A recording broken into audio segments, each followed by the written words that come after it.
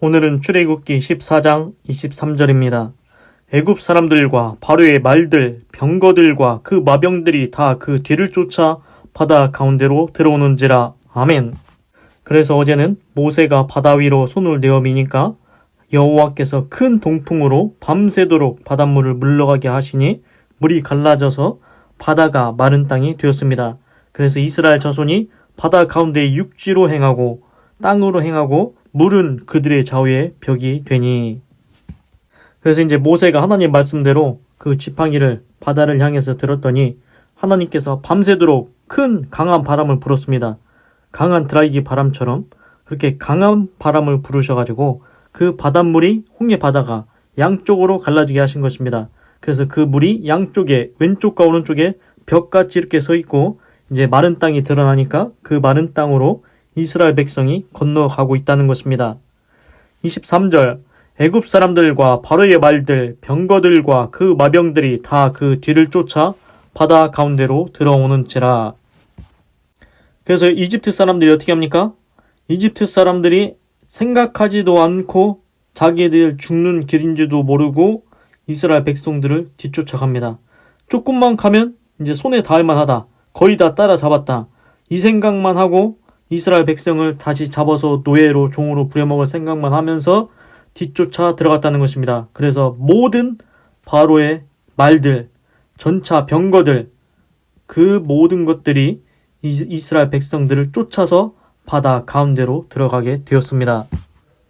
그래서 이집트 바로왕의 모든 군대가 하나도 빠짐없이, 한 사람도 말 한 마리도 전차 하나도 빠짐없이 다 쫓아서 이스라엘 백성을 쫓아서 그 갈라진 홍해 사이로 뒤쫓아 들어갔다는 것입니다. 그럼 이게 어떻게 되겠습니까? 하나도 남기지 않고 다 뒤쫓아갔으니 다 몰살당하는 것입니다. 안 따라갔으면 살았을 것인데 한 명이라도 저기는 아닌 것 같다. 야, 저기는 너무 위험해 보이지 않냐? 바다가 저렇게 이제 벽으로 서 있는데 저거 언제 다시 물이 합쳐질지 모르는데 나는 가기 싫은데. 그래서 한 사람이라도 말 한 마리라도 전차 하나라도 따라 들어가지 않았으면 그 사람은 살았을 것입니다. 그런데 오늘 성경을 보십시오. 모든 군대가 말이든 병거든 전차든 다 따라 들어갔다는 것입니다. 그래서 하나도 빠짐없이 모두 다 몰살당하게 됩니다. 그래서 이제 오늘 제가 여기서 생각한 건 뭐냐면은 그 지금 이집트 바로왕과 그 군대가 지금 이집트 이스라엘 사람들을 잡으려고 따라가지 않습니까? 쟤네들 잡으면 된다. 곧 우리 손 바로 앞에 있다. 조금만 가면은 다 잡는다. 그러면서 종으로 부려먹으려고, 노예로 부려먹으려고, 빼먹으려고 이렇게 이스라엘 백성은 계속 쫓아가는 거지 않습니까? 그런데 실상 자기 자신한테 이집트 군대한테 닥칠 위험은 생각도 않는 겁니다. 이제 곧 자기들이 죽을 건데 그거는 생각지도 않고 자기네들 위험한 것은 생각지도 않고 눈앞에 이익만 쫓아간다는 것입니다. 그러면 이걸 어디에 적용할 수 있겠습니까? 우리 인생을 보십시오. 우리도 이런 때 있지 않습니까? 조금만 더 하면은 돈을 더 벌 수 있을 것 같은데, 조금만 더 하면은 높은 권력을 얻을 수 있을 것 같은데, 조금만 더 하면은 더 높은 지위에 오를 수 있을 것 같은데, 이러면서 저 죽을 줄 모르고 그 산을 올라가다가 이제 망하는 것입니다. 잘못되는 경우가 있지 않습니까? 그래서 이제 우리가 눈앞의 이익을 급급하게 쫓아가기보다는 상황을 봐야 됩니다. 저거는 잘못하면은 내가 거식이 되겠다. 이거를 판단을 해야 됩니다. 이성적으로 판단을 해야 됩니다. 딱 보고서는 또 하나님께 물어보셔야 됩니다. 하나님, 제가 이 길을 계속 가는 게 맞습니까? 저거를 조금만 더 쫓아가면 내가 차지하겠습니까? 돈을 더 많이 벌 수 있겠습니까? 자리에 오를 수 있겠습니까? 권력을 차지할 수 있겠습니까? 하나님께서 허락하시면 가십시오. 그러나 하나님께서 아니다. 더 이상 가지 마라. 너 그러다가 잘못된다. 그러면은 거기서 멈춰야 된다는 것입니다. 그런데 오늘 이집트 군대는 눈앞에 이익을 얻기에만 급급해서 이스라엘 백성을 잡기에만 급급해서 그 홍해에서 그 홍해 바다에 다 몰살당할 위험을 그걸 생각지도 않고 그냥 뛰어 들어갔습니다. 그러다가 망하게 된 것입니다. 그리고 그냥 이제 상식적으로 생각해봐도 지금 홍해 바다가 갈라진 것이 그게 누구를 위해서 하나님께서 가르신 것입니까? 그냥 생각해보아도 이스라엘 백성들 도망가라고 탈출하라고 그렇게 해서 이제 하나님께서 갈라 놓으신 것 아닙니까? 그러면은 이집트 군대와 바로왕은 생각을 했어야 됩니다. 저렇게 바다가 갈라진 것은 우리 이집트 군대를 위해서 가른 게 아니다. 하나님께서 뭔가 재앙을 내리시려고 뭔가 더 큰 뜻을 이루시려고 저렇게 하신 것 같은데 우리가 쫓아가면은 잘못하면 죽지 않겠냐 이런 생각까지는 이제 했어야 되는데 그 생각을 못하는 것입니다. 하여튼간 그런 거 아무것도 생각지 않고 그냥 쫓아가다가 결국은 그렇게 돼버렸습니다. 그래서 중요한 거에 알 수 있는 건 또 뭐냐면은 하나님께서 짜놓으신 판에서는 벗어날 수 없다는 것입니다. 하나님께서 이미 이집트 모든 군대를 멸하시기로 작정하지 않으셨습니까? 이집트 군대가 홍해에서 몰살당함으로 내가 영광을 얻을 것이고 하나님께서 영광을 얻을 것이고 모든 이집트 백성들이 내가 진짜 하나님인 것을 그제야 알게 될 것이다. 하나님께서 이미 이집트 군대를 멸하시기로 작정을 하셨습니다. 판을 짜 놓으셨습니다. 하나님께서 계획하신 것에서 벗어날 수가 없는 것입니다.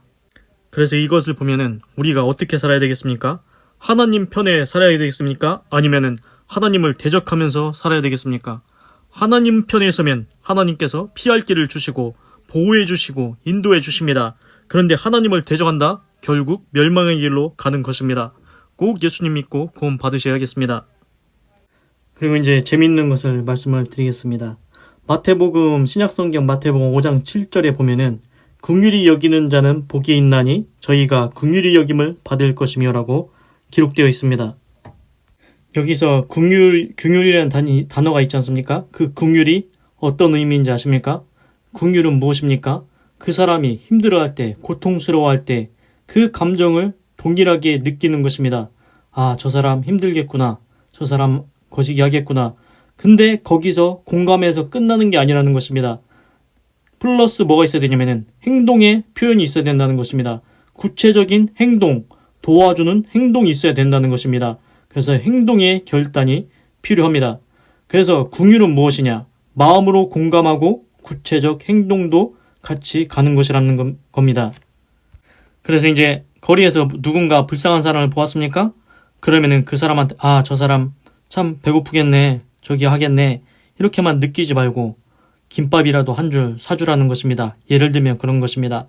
그래서 이제 이런 예화가 있습니다. 그 실제 미국에서 있었던 일인데 그 미국에서 어떤 할머니가 그 빵집에서 빵을 하나 훔쳤다고 합니다. 그 뉴욕에서 그랬는데 그래서 이제 재판에 넘겨지게 됐습니다. 근데 할머니 사정을 다 들어보니까 정말로 가난하고 돈도 없고 먹을 것도 없고 정말로 어려워서 이제 그 빵을 훔쳤던 것입니다. 그래서 그 재판관이 어떻게 했는지 아십니까? 그 재판관이 이렇게 얘기했습니다. 근데 이제 미국에는 방청객도 같이 와서 그걸 듣지 않습니까? 그래서 사람들이 저 할머니 너무 불쌍하니까 판결을 거시기하게 해주겠지, 약하게 해주겠지 이렇게 생각했는데 그렇게 하지 않았습니다. 빵 한 조각 훔친 것, 빵 하나 훔친 것, 그것에 대해서 이제 1달러인가? 지금으로 따지면은 이제 한 30만원, 지금은 30만원 그 정도 된다고 합니다. 빵 하나 훔쳤는데 30만원 벌금이 내려진 겁니다. 그 돈을 그 할머니가 어디서 내겠습니까? 그런데 사정을 들어보니까 너무 가난했던 것입니다. 그래서 빵을 훔쳤던 것입니다. 그래서 이제 방청객들은 이제 실망을 했습니다. 아, 판결을 왜 저렇게 했을까? 좀 용서해주지. 그런데 죄는 지은 것이니 그 죄에 대한 대가는 있어야 된다고. 그래서 그렇게 판결을 내렸습니다. 그런데 그 다음 그 재판장이 어떤 행동을 했는지 아십니까? 이렇게 했습니다. 판결을 그렇게 내려놓고서는 이 할머니가 이렇게 가난하게 먹을 것도 없이 사정이 이렇게 어려운데 이렇게 빵을 훔치도록 내버려둔 것은 우리 뉴욕 시민 모두의 책임입니다. 그래서 내가 이 모자에다가 1달러 벌금을 매겼지만 나는 지금 10달러를 이 모자에다가 내겠습니다. 방청객 여러분들도 이 할머니를 도우실 마음이 있다면 여기에다가 내주십시오. 그래가지고 그 모자에다가 돈을 걷어서 그 할머니를 주고 그리고 벌금을 내게 하고 나머지는 가져가시게 했습니다. 이것이 무엇입니까? 긍휼의 마음입니다. 마음으로 그것을 공감하고 거기에서 끝나는 게 아니고 구체적으로 실제적으로 도움을 주는 것입니다. 그래서 하나님께서는 긍휼히 여기는 자는 복이 있나니 저희가 긍휼히 여김을 받을 것이며 라고 말씀하셨습니다. 그래서 신약 성경에 보면은 하나님께서 원하시는 행동이 있습니다. 너희가 선한 사업에 부하며 나눠주기를 좋아하고 베푸는 자가 되라고 했습니다. 하나님은 우리가 가난한 사람, 어려운 사람을 도와주기를 원하십니다. 선한 선업에 부하고 나눠주기를 좋아하는 사람, 그런 사람 되기를 원하신다는 것입니다. 구체적 행동이 있기를 원하신다는 것입니다. 그리고 이제 예수님께서 신약성경에서 이런 말씀도 하셨습니다. 너희가 나한테, 예수님한테, 하나님한테 잘하려고 하니 너희 중에 지극히 작은 자에게 한 것이 내게 한 것이다. 그래서 이제 나중에 하나님께서 심판을 하실 때 양과 염소를 나눠서 심판을 하십니다. 그래서 양들은 너희들 잘했다. 너희가 내가 배고플 때에, 내가 굶주릴 때 먹을 것을 주었고, 내가 병들었을 때 나를 돌아보았고, 내가 옥에 갇혔을 때 나를 찾아왔다. 그러니까 양들이 얘기합니다. 하나님, 저희가 언제 하나님을 굶주렸을 때 하나님께 먹을 것을 주었으며, 병들으셨을 때 언제 찾아갔으며, 언제 옥에 갇혔을 때 돌아보았나이까? 그러면서 예수님이 말씀하셨습니다. 나한테 하는 것보다 지금 너희 옆에 있는 지극히 작은 자에게 한 것이 나에게 한 것과 동일하다고 말씀을 하셨습니다. 그래서 긍휼의 진짜 모습은 무엇입니까? 구체적 행동이 있어야 되는 것입니다. 지금 지극히 작은 자, 내 옆에 있는 지극히 작은 자, 병든 자, 굶주린 자, 가난한 자들을 도와주라는 것입니다. 실제적으로 도와주라는 것입니다. 말로만 하지 말라는 것입니다. 그래서 이런 구절도 있습니다.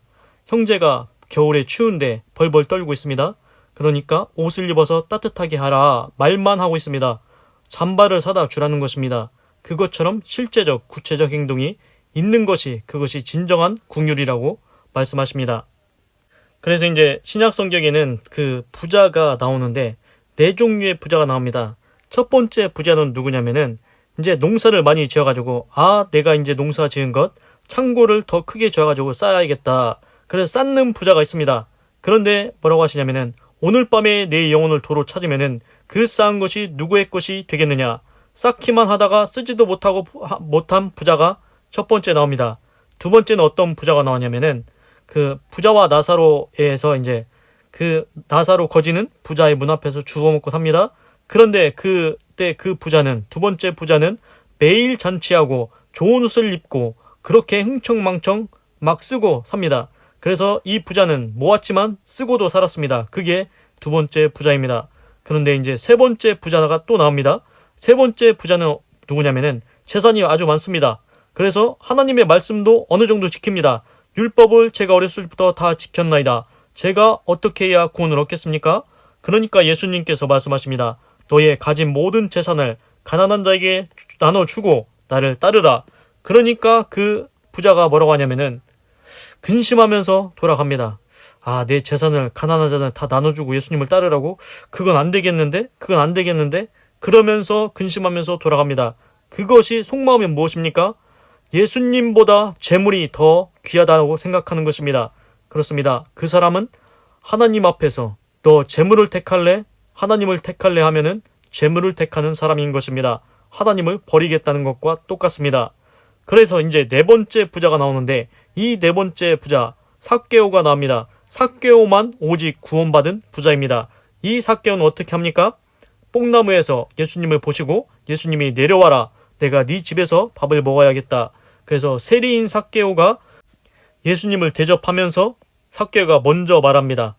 예수님, 제가 저의 그동안 모은 재산의 절반을 가난한 자들에게 나눠주겠습니다. 그리고 만일 누구한테 토색한 것, 억지로 세금 매겨서 빼앗은 것 있으면은 4배나 갚겠습니다. 이렇게 얘기를 하니까 예수님이 이 사람 삭개오도 아브라함의 자손이로다. 이 사람도 구원을 받을 것이다. 이렇게 말씀하셨습니다. 그렇습니다. 삭개오는 자기 재산의 절반을 가난한 자에게 주겠다고 합니다. 그리고 누가 시킨 것도 아닌데 혹시라도 잘못 토색해서 빼앗은 것, 세금을 억지로 매겨서 빼앗은 것 있으면은 4배나 갚겠다고 얘기했습니다. 그만큼 삭개오가 그렇게 토색한 것이 많지 않다는 것입니다. 토색하지 않았다는 것입니다. 불의한 일을 그렇게 저지르지 않았다는 것입니다. 그 당시에 세리면은 세금을 걷어다가 로마에다가 바치는 그런 나쁜 사람으로 알고 있었는데 삭개오가 그렇게 나쁜 사람은 아니었다는 것입니다. 그래서 지금 보십시오. 삭개오가 부자였지만 어떤 부자입니까? 그 자기 재산의 절반을 가난한 자에게 나눠주겠다는 겁니다. 이렇게 구체적인 행동이 있지 않습니까? 이것이 바로 재물의 회개가 있는 것입니다. 재물의 회개가 있습니까? 그래야 구원을 받습니다. 하나님 앞에 재물이 걸림돌이 되면 안 됩니다. 재물은 우리가 이 땅을 살아간 동안 잠깐 쓰일 뿐입니다. 하나님과 재물 사이에서 하나님을 선택해야 된다는 것입니다.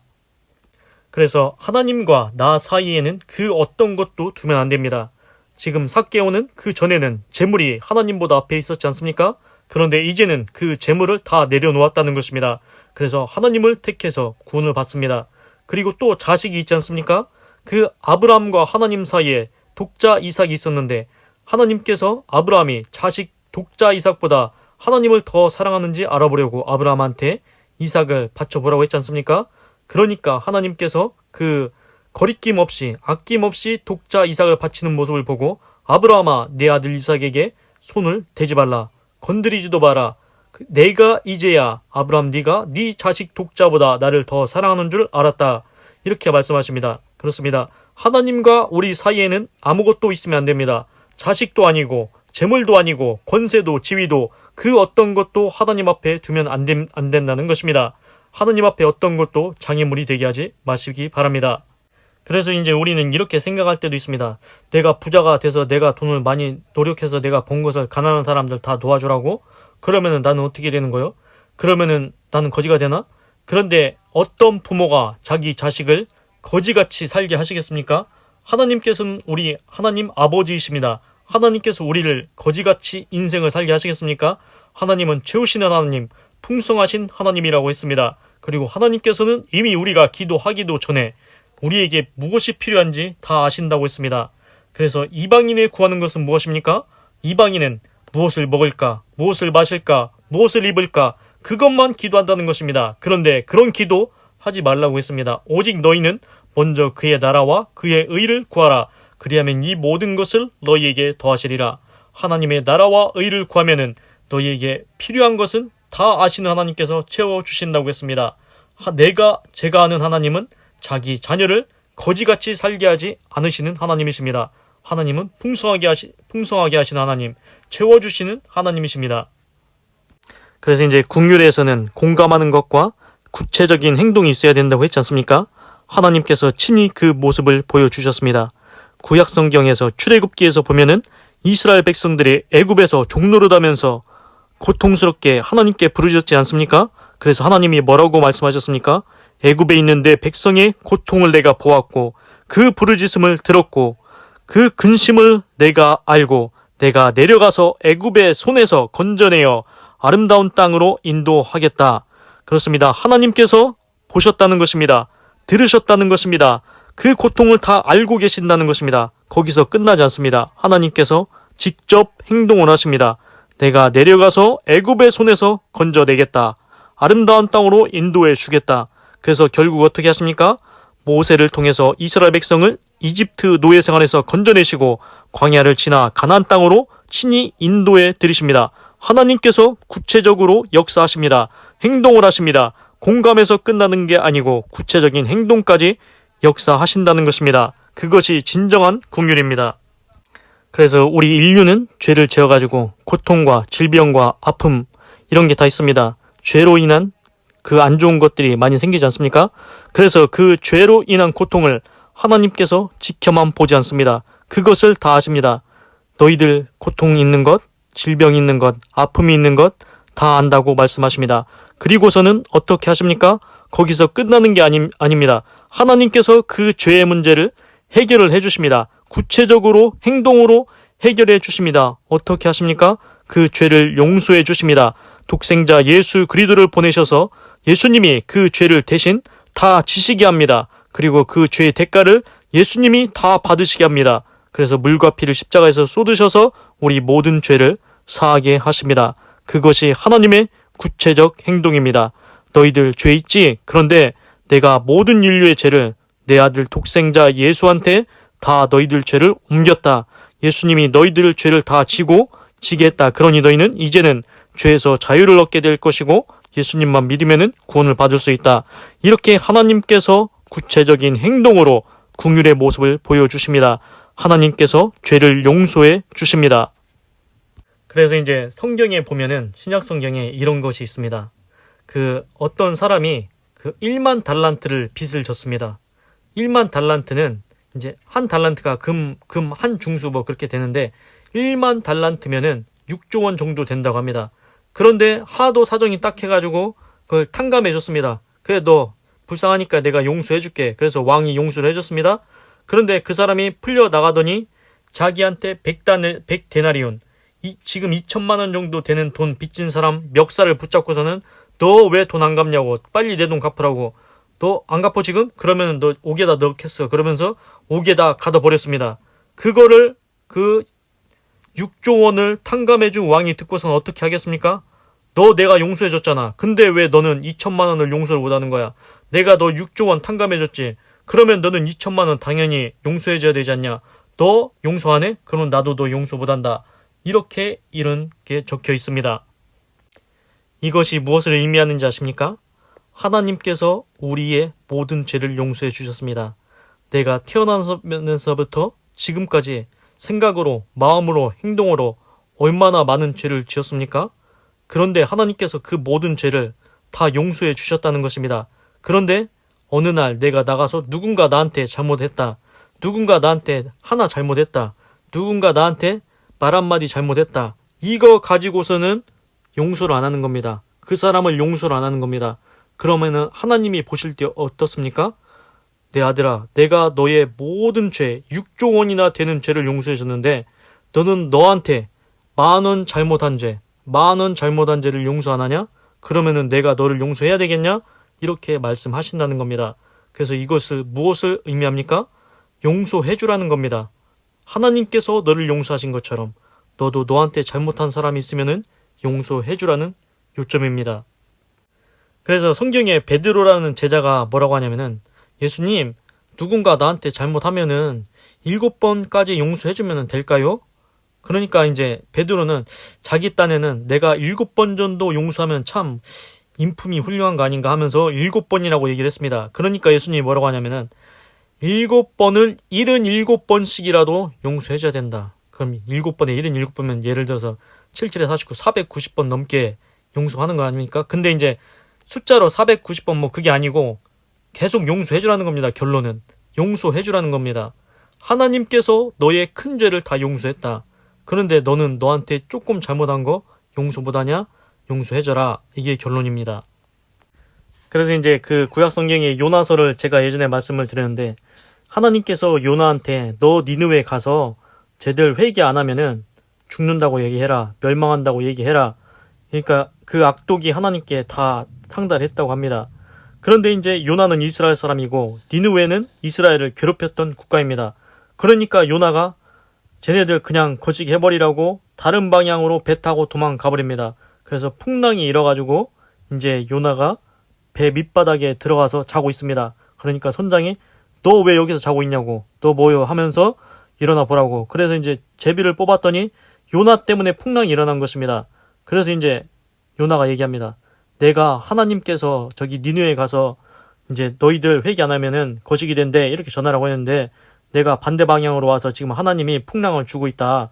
그래서 이제 내 발로는 못 뛰어내리니까 니들이 나를 바다에 던지라. 이게 왜 자기 손으로 자기가 자기 발로 안 뛰냐면은 자기가 죽으면은 자살이고 남이 던지면은 타살입니다. 그런데 타살로 거시기 되면은 이제 자기가 자살한 게 아니니까 천국은 가겠지요. 그건 이제 그게 있고, 무엇보다 요나의 이 마음이 뭐냐면은 내가 죽어도 용서는 못하겠다는 겁니다.